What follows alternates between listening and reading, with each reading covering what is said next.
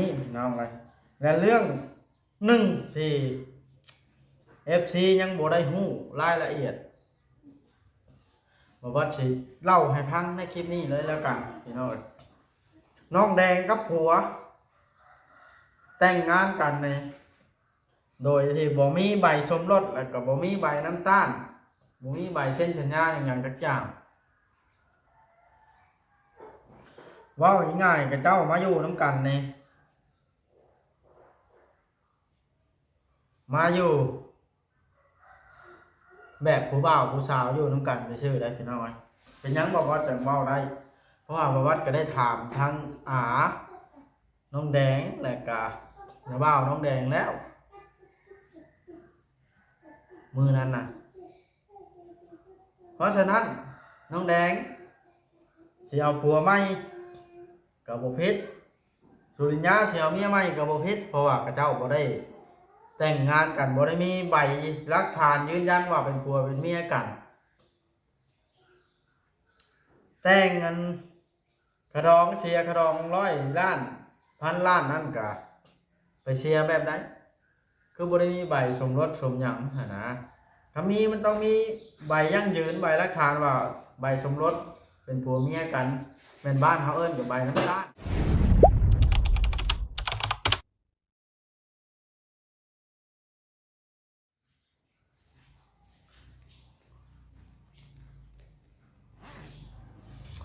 พี่น้องโอ้ยสบายดีเด้อสบายดีพ่อแม่พี่น้อง FC เบิดสุขุสุคนพี่น้องเอ้ย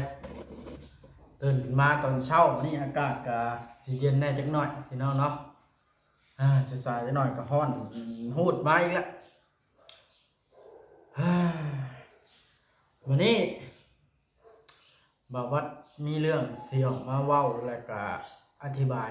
FC แน่จักเล็กจักหน่อยพี่น้องเลยคือเรื่องของ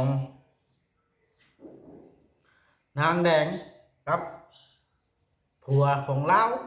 ท้าวสุริญญานั่นแหละพอดีว่าบ่าววัดเมื่อ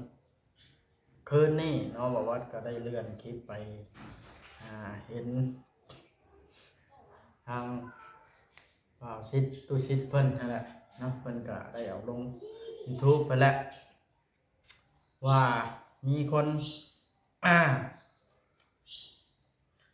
ไปยั่วให้น้องแดงกับผัวนะเฮ็ดกันก็คือมันบ่แม่นแบบนั้นพี่น้องเลยบ่วัดสิเว้าให้ฟังเด้อก็คือบ่วัดเว้าน้ำน้องแดงนะแบบนี้ว่าน้องแดงบ่เสียใจบ่ผัวตัวเองไปช่วยเพิ่นสิยกเลิกช่วยตัวเองแน่เขาพิษกันมาแต่เริ่มต้นอยู่แล้วบ่วัดก็เลยถามแล้วเนาะเป็นหยังจึงยกเลิกช่วยน้องแดงไปช่วยผู้อื่นนะความหมายน้องแดงบ่เสียใจบ่ความหมายของบ่ว่าเลยถามน้องแดงก็บอกว่าแล้วยังไปช่วยใครไปช่วยรถว่านะน้องแดงก็สิเว้าด้วยความน้อยใจนั่นแหละและคอยละอธิบายน้องแดงพังเราไปซอยผัดผู้อื่นกับบ่เป็นหยังคอยว่านะแต่แนมเราคุมลูกคุมเมียคุมลูกคุมเมียแหละทาง น้องแดงก็ได้ใช้เงินผู้อื่นเราซอยจะเป็นหยังมันเป็นความสามารถของเราคอยเบ้าในคลิปถ้าไปเบิ่งจนจบอาจจะได้เห็นดอกพี่น้องมันสิมาที่หามิ้นใส่ไล่กันจังซั่นจังซี่มันก็เป็นแล้วเนาะเฮาก็เป็นตัวแทน FC ทุกทางนั่นแหละว่าง่ายเข้าไปแล้วเฮาต้องถามทุกอย่างที่ข้องใจแม่นแล้วว่าพี่น้องเนาะถามเพื่อหยังเพื่อให้ FC แล้วเบิ่งเพราะว่าทางนี้มันบ่แม่นเรื่องของเฮาอยู่แล้วนะเฮาล่ะไปถามเบิ่งหั่นหนาพี่น้องเอ้ยก็เมื่อยใจนำเรื่องแบบนี้ก็ได้พี่น้องแล้วนางแดงนี่เพิ่นละอยู่กับเรานั้นเราจะไปช่วยผู้ใหม่กับไปรถเรามีผู้สาวใหม่กับไปรถเราคอยกับเปิดใจที่กันนะน้องแดงว้าวนะเวลาจะบุกพอถ่ายคลิปอยู่ออกไปเล่นด้วยกันมันแบบนี้น้องเลยและเรื่องหนึ่งที่ FC ยังบ่ได้ฮู้รายละเอียดบ่ว่าสิเล่าให้ฟังในคลิปนี้เลยแล้วกันพี่น้องน้องแดงกับผัวแต่งงานกันในโดยที่บ่มีใบสมรสแล้วก็บ่มีใบน้ำตาลบ่มีใบเซ็นสัญญาอย่างจักอย่างเว้าง่ายๆกับเจ้ามาอยู่นำกันนี่มาอยู่แบบผู้บ่าวผู้สาวอยู่นำกันซื่อๆได้พี่น้องเป็นหยังบอกว่าจังเว้าได้เพราะว่าบ่วัดก็ได้ถามทั้งน้องแดงและก็น้าบ่าวน้องแดงแล้วมือนั้นน่ะเพราะฉะนั้นน้องแดงสิเอาผัวใหม่ก็บ่ผิดสุริญญาสิเอาเมียใหม่ก็บ่ผิดเพราะว่ากระเจ้าบ่ได้แต่งงานกันบ่ได้มีใบหลักฐานยืนยันว่าเป็นผัวเป็นเมียกันแต่งกันกระดองเสียกระดอง100 ล้านพันล้านนั่นก็ไปเสียแบบนั้นคือบ่ได้มีใบสมรสสมหยังหั่นนะถ้ามีมันต้องมีใบยั่งยืนใบหลักฐานว่าใบสมรสเป็นผัวเมียกันเป็นบ้านเฮาเอิ้นกับใบน้ำตาลนะว่าง่ายๆซะมีลายเซ็นทั้งผัวแล้วก็ทั้งเมียแล้วก็ญาติพี่น้องว่าคู่นี้น่ะได้ฮักกันแล้วนี่บ่มีพี่น้องบ่มีเป็นได้จังหวะได้เสียกระดอง100 ล้านพันล้านอันนั้นน่ะมันเป็น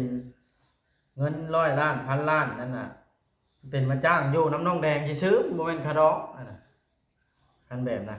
เนาะแม่นว่าพี่น้องโยกกันว่าเงินคาดองมันต้องมีใบน้ำตาลอย่างละเอียดได้นี่บ่วัดเข้าไปเมื่อนั้นถามหาบ่ได้มีหยังใบสมรสใบน้ำตาลบ่มีสิว่าในได้ใช่พี่น้อง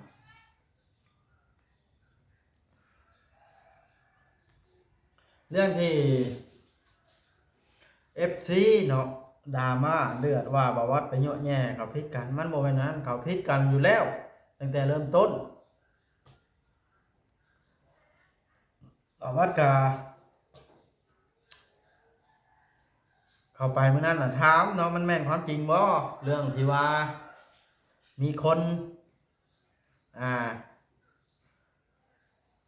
บ่หวังดีต่อน้องแดงคนเฮือนไกลน่ะ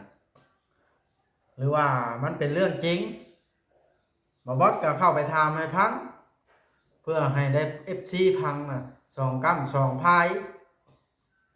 บ่แม่นว่าสิตั้งใจว่าให้พิดกันอย่างชั้นอย่างที่ได้พี่น้อยบ่ FC แล้วว่าเฮาเนี่ยบ่เป็นกลางอย่างชั้นอย่างที่คันเฮาบ่เป็นกลางนี่เฮาบ่ไปถามชั้นพี่น้อยสาเหตุที่เฮาไปถามก็เพื่อให้ FC เอามาไต่ตองว่าตัวใดถูกตัวใดผิดมันสิเป็นประมาณนั้นพี่น้องและเอาลงออกอากาศไปให้ FC พี่น้องได้เบิ่งได้ฟังนำกันนะพี่น้องทุกอย่างนี่มันมี2กำและ2พายพี่น้องเอ้ยสิบอกให้ฟังเด้อถ้าใครบ่เข้าใจถ้าเอาพังพายใดพายนึงแล้วเขาปักใจเชื่อปักมั่นเชื่อในเรื่องนั้นเขาบ่ลองเปิดใจพังอีกพายอื่นนี่มันอาจสิบ่จักว่าตัวใดจริงตัวใดปลอมให้เอามาพังแล้วประกบกันสมเทียบกันว่าตัวใดจริงตัวใดปลอมบาดหันหนาพี่น้องเอ้ยเรื่องของเรื่องอันนั้นน่ะนี่ FC เหรอเอาแต่ว่าไปต่อว่ากันยังวุ่นวายแบบนั้นแบบนี้โอ้ยตายแล้วเป็นแบบนี้พี่น้องเอ้ยเราบ่มีเหตุผลหยังเลย FC ก็ได้ที่คิดว่าแนวนั้น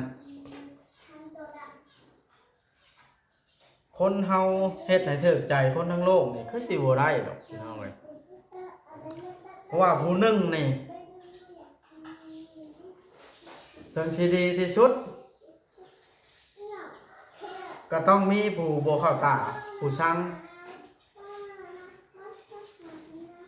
สิชมเทียบให้เบิ่งเด้อพี่น้องอย่างเช่น YouTube 2 คนอยู่นำกันนะมีผู้หนึงที่บ่เข้าตา FC ผู้หนึงมันก็ต้องเม่นให้กัน FC พายผู้นี้สิเทียบไทยเบ้าเตียงทองเราคนติดตามเป็นล้านล่ะสิเข้าล้านคนล่ะก็ยังมีผู้ช่างเรานะขึ้นเอา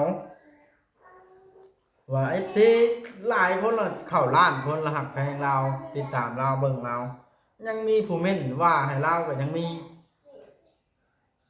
นี่ล่ะค่อยจังว่าคนเฮาเฮ็ดให้ผู้อื่นแพงน่ะมันยากแต่ว่าเฮ็ดให้ผู้อื่นชังนี่มันง่ายแฮงเป็นได้จะว่าง่ายแฮงด่าคนทั่วโลกลงเพจนี่บ่อึดผู้หุ่มชังค่อยบัดน่ะเฮ็ดให้ผู้อื่นชังนั่นน่ะแต่ว่าเฮ็ดให้คนทั่วโลกแพงค่อยนี่ค่อยเฮ็ดบ่ได้พี่น้องเอ้ยแต่เฮ็ดให้คนชังเบิดทุกคนนี่เฮ็ดได้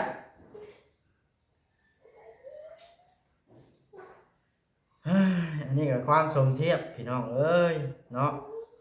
นี่ล่ะจังว่าบ่อยากให้ต่อว่ากันหลายคนเฮามันมีผู้เกลียดและก็ผู้ชังมันมีผู้แพงและก็ผู้บ่แพง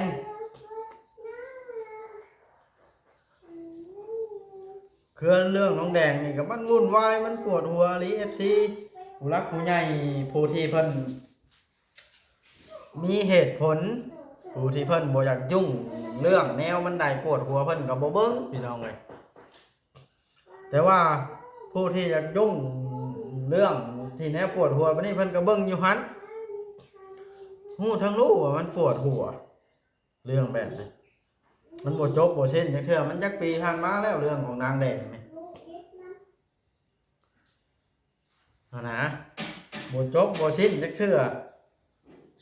แทนที่คนทั่วโลกก็ฮู้ว่ามันเป็นเรื่องของเขาก็ยังนำเบิ่งนะเป็นเรื่องของนางแดงกับครอบครัวของนางแดงชีวิตของนางแดงเรื่องก็ได้พี่น้องเอ้ย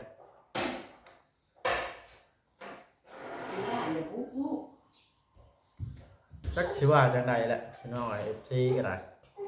บ่วัดก็เหงาแล้วตอนนี้เริ่มเหงาแล้ว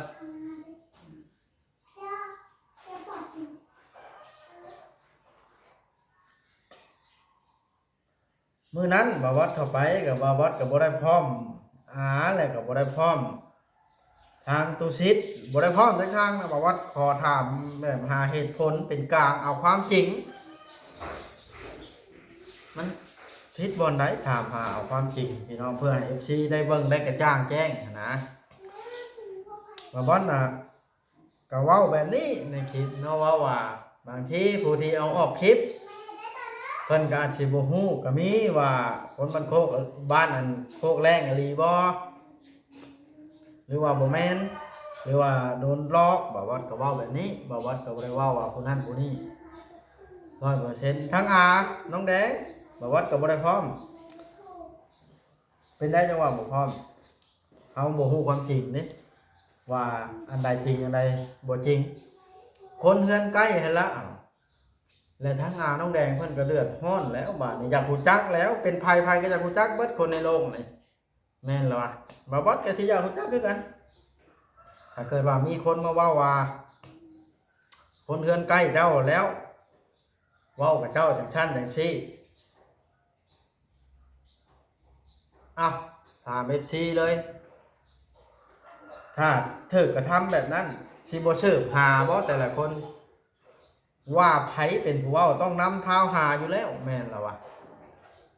ไผเป็นผู้เว้าต้องเอาให้ฮู้เรื่องแบบนี้ต้องเฮ็ดใดๆก็ต้องฮู้ให้ได้ล่ะไผเป็นผู้เว้าอันหนา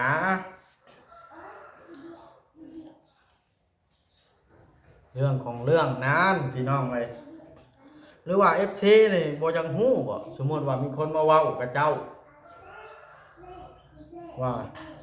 เจ้าเป็นอันนั้นแนวนี้เด้อคอยน่ะอยู่ข้างบ้านเจ้านี่ล่ะหากบ่ออกชื่อเสียงนำเจ้าต้องสืบแม่นล่ะว่าเป็นไผเว้าออกมาเว้าเพื่อหยังความหมายหวังดีต่อน้องแดงบ่หรือว่า อิจฉาน้องแดงบ่ที่ได้เงินบ่าวยามาใช้อันนั้นมันก็ขึ้นอยู่กับผู้ภาคเงินให้พี่น้องเลยบ่าวยาน่ะแล้วภาคให้เห็นหยังซะคำบ่อยากให้เขาใช้บ่ภาคให้แล้วก็จบ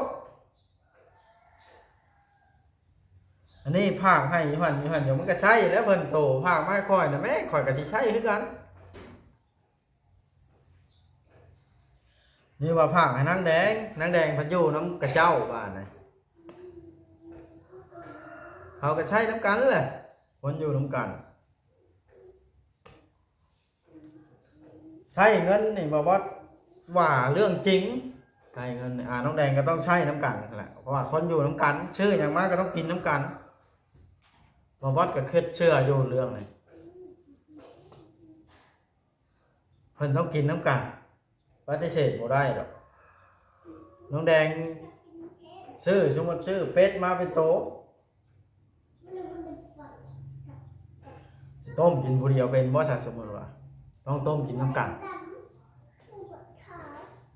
พี่น้องเอ้ยที่บ่วัดออกมาเว้านี้บ่ได้เจตนามีหยังดอก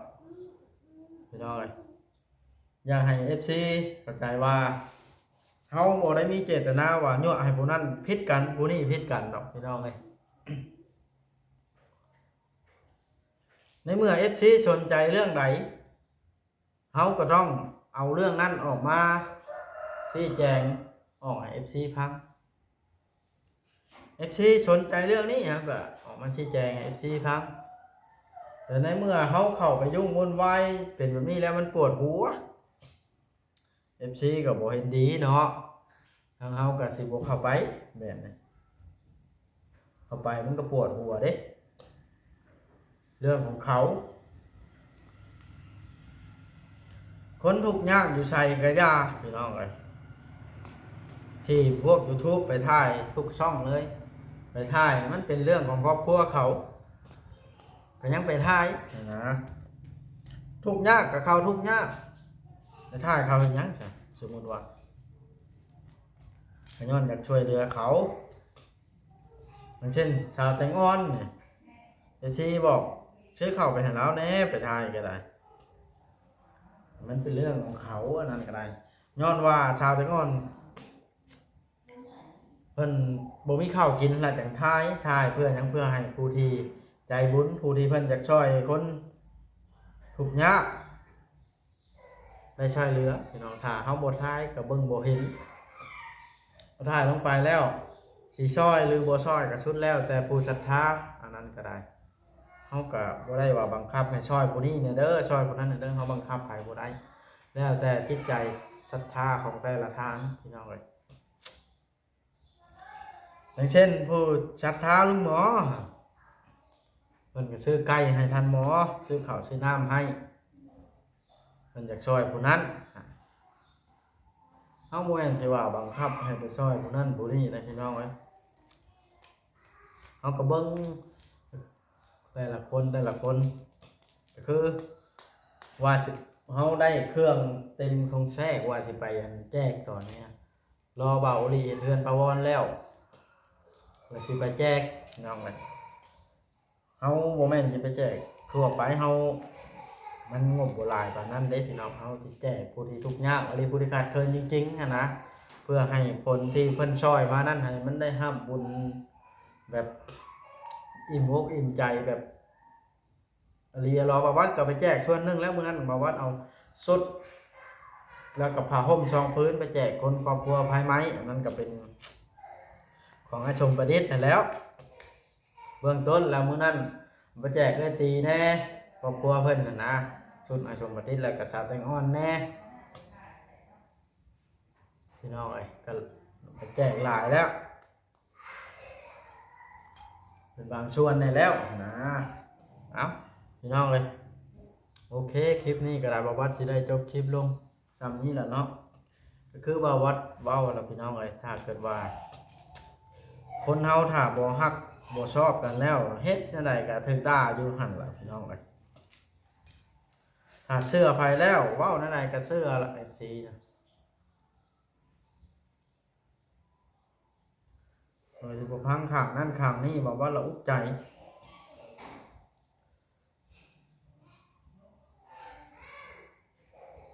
นะโอเคพี่น้องบอกว่าสิได้จบคลิปลงซ้ำนี่ซะก่อนเด้อบอกว่าจะสิได้ไปหาถ่ายคลิปก่อนบาดนี่เป็นกำลังใจให้กดไลค์กดแชร์บ๊ายบายสบายดีมาวัดกันยังบ่ได้ช่วยหน้าล้างตาอยู่พี่น้องเอ้ยเอาโอเค